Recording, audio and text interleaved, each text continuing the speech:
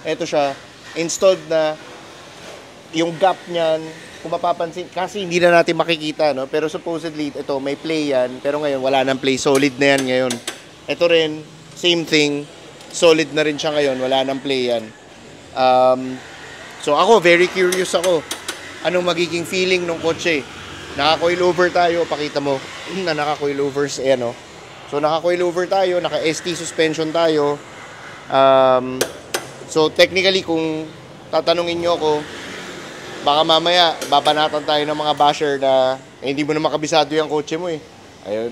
Mas magaling pa ba kayo kaysa sa akin eh? Kayo nga, wala nito eh.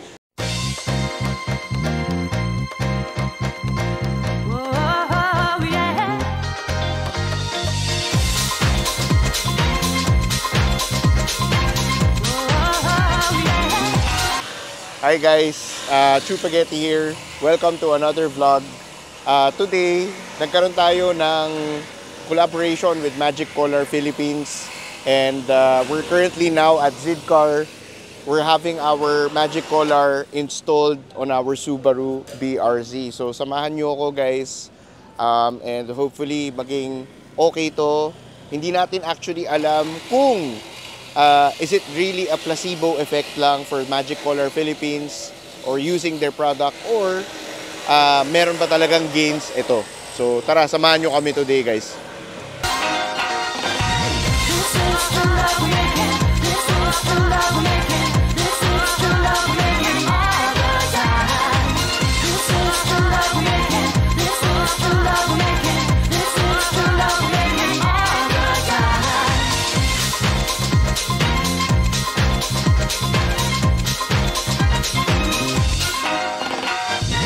So nandito na tayo ngayon, nakaangat na yung Subaru PRZ natin. Etong Magic Color, guys, ipinagkatiwala to sa atin ng friend natin. One of the owners, si Mr. Gerhard Santos, isa sa mga kaibigan natin noon pa. Hindi ko nga alam na siya yung may-ari nito. So, given this opportunity, sinabi niya sa akin na, sponsoran kita ng Magic Color and I want your unbiased opinion. Kung pangit, sabihin mo pangit sa vlog mo. Kung maganda, sabihin mo maganda sa vlog mo. Okay? So, hindi natin alam kung placebo effect lang to. Maraming nagsasabi sa akin na okay ba yung Magic Color? Nagtatanong sila kung may effect ba talaga yan? Does it really provide good handling for your car? We will find out. We will let you know today after installing this on our car, and we will find out. So, samahan nyo kami. And tara, pakita ko rin sa inyo kung ano yung laman nito inside. So this time around, papakita namin sa inyo ano nga ba yung laman ng Magic Color na box. So let's open it up. Actually, before we open this up, pakita ko lang sa inyo. Ito yung other pieces of our Magic Color. Ayan siya. So pakita natin ito. Rear ng 86 BRZ. And then ito yung mga ano niya. So this time around, since dito na tayo nakalapag sa sahig, buksan natin to. So ito naman yung pang front niya. So, yan o. Ganyan yung itsura niya. And then may parang, I actually have no idea what this is. Pero I guess this is used para dito. I think lube or liquid type or something to be used with this. So ano nga ba guys yung Magic Color? There's of course maraming curious, maraming mga nagtatanong, ano nga ba si Magic Color? Guys, sa lahat ng mga kotse po natin, technically, meron tayong kaha. Ito yung kaha for example, ito yung kaha. And then sa ilalim, meron tayong tinatawag na subframe sa lahat ng kotse natin. Now, there is a gap between our kaha and our subframe. And this applies to all vehicles, okay? What the Magic Color does is basically, teka, before ko explain actually yun, ganyan kasi yung itsura nun. So, butas to, di ba? Ito yung parang butas, ito yung kaha, ito yung subframe. So, meron siyang gap. That gap creates a movement like this. So, pag lumiliko ka, gumaganon-ganon yung gap. Kumaano ka, gumaganon-ganon or gumaganon-ganon yung gap. Now, with the Magic Color installed, that will tighten those gaps. Hindi na siya magiging ganon-ganon, hindi na rin siya magiging ganon, mawawalan ng play. So technically, your under your subframe and your kaha will be bolted into one. So that's what it does in general. Technically, if you guys are familiar with the spoon rigid collar, dito nanggaling yung R&D or yung design nitong Magic Collar. So you guys can Google that, you guys can search that, and basically it does the same thing. Dito naman sa part na to, nandito tayo ngayon sa likod ng Subaru PRC natin. So saan nga ba kinakabit yung Magic Collar? Pakita ko sa inyo guys. So ito yung mga points niya sa likod. So this is the parang holder ng subframe to the chassis. So makikita mo meron humahawak ditong bolt, meron din ditong humahawak na bolt sa taas. So yan yung nagkakaroon ng gap in between na nagkakaroon ng play na sinasabi ko kanina. So there's 4 points sa likod, 1, 2, nandun sa kabila, and then ito yung isa, 3, and then 4, nandun yung kabilang side. So again, this is yung point na, again, all cars have this. And all cars were designed na magkaroon ng ganong play. So, in this point, magkakaroon, pag once na nakabit natin yan, makikita talaga natin or ma-check natin if goods or hindi goods si Magic Collar.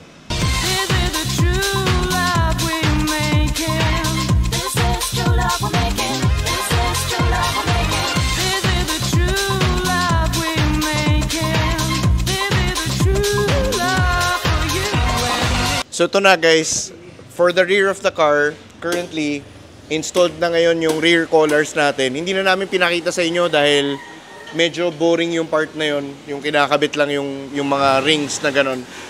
Pero right now, hinihigpitan na ni Kuya. And, ayan, ewan ko kung mapapakita natin, no? So, eto siya, installed na yung gap niyan. Kung mapapansin, kasi hindi na natin makikita, no? Pero supposedly, ito, may play yan. Pero ngayon, wala nang play. Solid na yan ngayon. Ito rin, same thing. Solid na rin siya ngayon. Wala nang play yan. So ako, very curious ako. Anong magiging feeling ng kotse? Naka-coil over tayo. Pakita mo na naka-coil overs. Ayan, no? So naka-coil over tayo. Naka-ST suspension tayo. So technically, kung tatanungin nyo ako, baka mamaya, babanatan tayo ng mga basher na hindi mo na makabisado yung kotse mo eh. Ayun. Mas magaling pa kayo kaysa sa akin eh. Kayo nga, wala nito eh. So, we've just finished installing Magic Collar on our Subaru BRZ. This time, what we're going to do is iikot na tayo and ititest na natin kung meron ba tayong difference na mararamdaman with the Magic Collar. Is it really as how they say it is, or is it just a placebo effect? So malalaman natin yan. I will let you guys know as we go and as we drive around, and I will give you raw feedback as much as possible. Now before we leave, I want to say a big thank you and a big shout out to Zidcar Motor Parts for helping us install this on our car. And of course, gusto ko rin batiin at i-shout out yung ating kaibigan na si Doc Gerhard Santos for entrusting us and giving us the Magic Collar for us to be able to test. So, tara guys, ikot na tayo. So guys, as we're currently driving around ngayon, no, ang laki ng difference ng Magic Collar. I'm not saying this because pinonsoran tayo. Sinabihan tayo ng may-ari ng Magic Collar na say it as it is. Let your followers know, let your viewers know na alam mo yon, kung pangit, sabihin mo pangit talaga. Pero ang laki ng difference na nararamdaman ko ngayon, and to put it into words, to put it into description, alam nyo yung parang pag umaakyat yung kotse ng mga uneven surfaces, mararamdaman mo sa puwet mo na merong parang flex yung kaha.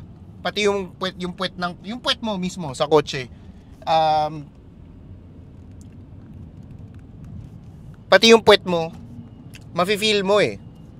Pero ngayon, parang solid siya on uneven surfaces. Now, I'm still looking for a road na pwede natin siyang testingin, na kung saan pwede kong harutin sa liko. Kasi kabisado ko tong auto, kung hanggang saan yung capabilities nito pagdating sa liko. Pero so far right now, in terms of parang chassis rigidity, siguro yun yung best way to explain it, no? Chassis rigidity wise, okay siya, solid. So guys, grabe.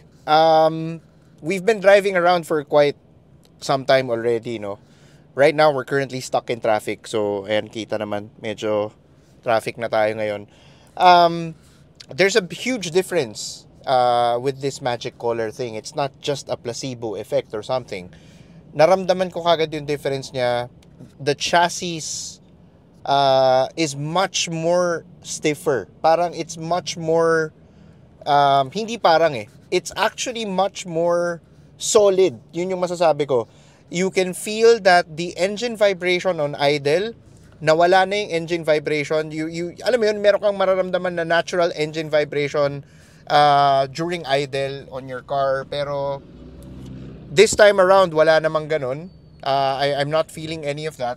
Upon acceleration and braking as well, it feels more pronounced. Parang it's much more at one. Parang hindi siya delayed when you are, alam mo yun, when you're stepping on the throttle. Normally, di ba, parang mafe-feel mo na hinahatak ka ng upuan, tapos yung kaha parang hindi pa sumisibat. And then when you're braking naman, you'd feel na parang there's force under braking. Tapos, syempre, medyo delayed yung kaha huminto, di ba? Mostly, yan yung mga nararamdaman natin sa mga kotse natin. Pero with this upgrade, nakakaloko siya. Kasi, kahit ako, hindi pa rin ako makapaniwala until now, and I'm still driving, no, at the moment. Hindi pa rin ako makapaniwala na ganun yung nafe-feel ko. So, we're gonna be doing more of these drives, and I will give more feedback as we go. Okay, so final impressions lang muna tayo. Grabe, tuwang-tuwa ako dito sa product na to kasi kahit ako nagulat, literal na nagulat ako. Hindi ko in-expect na I would be having this much fun with such a very affordable product na pwede mong gamitin for your car. Yung mga things na mararamdaman mo on the road, lalo na yung mga konting lubak, yung mga konting pakiramdam na yung, alam mo, yung mga uneven surfaces on the road, mag-feel mo kagad na mayroong ibang difference on the car. Now, I went into a place kung saan pwede akong humarot ng konti in corners. Unfortunately, hindi ko pwede syempre ipakita sa inyo yon dahil syempre hindi naman natin ina-advocate na magmaneho ng alam mo yun, ng medyo barumbado sa kalye or lumiko ng medyo barumbado sa kalye. Pero I've really felt a huge difference on my car. Is this something na pwede nyong gamitin for your own cars? I highly suggest na it's something na po pwede nyong gamitin for your cars. Is it a good upgrade? Is it an upgrade na worth it talaga for your car? I feel it's very worth it. Alam niyo yun, yung prices of parts these days, super mahal ng mga prices of parts these days. And ito, mura lang, affordable lang, and ang laki ng difference na pwede niyang ibigay sa kotse mo. So, is Magic Collar a myth or hype lang?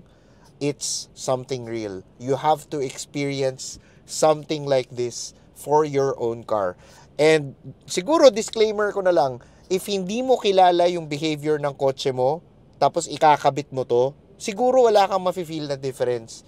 Pero kung alam mo at kilala mo yung kotse mo mismo, at alam mo yung differences of how, yung characteristics of how your car behaves on the road, this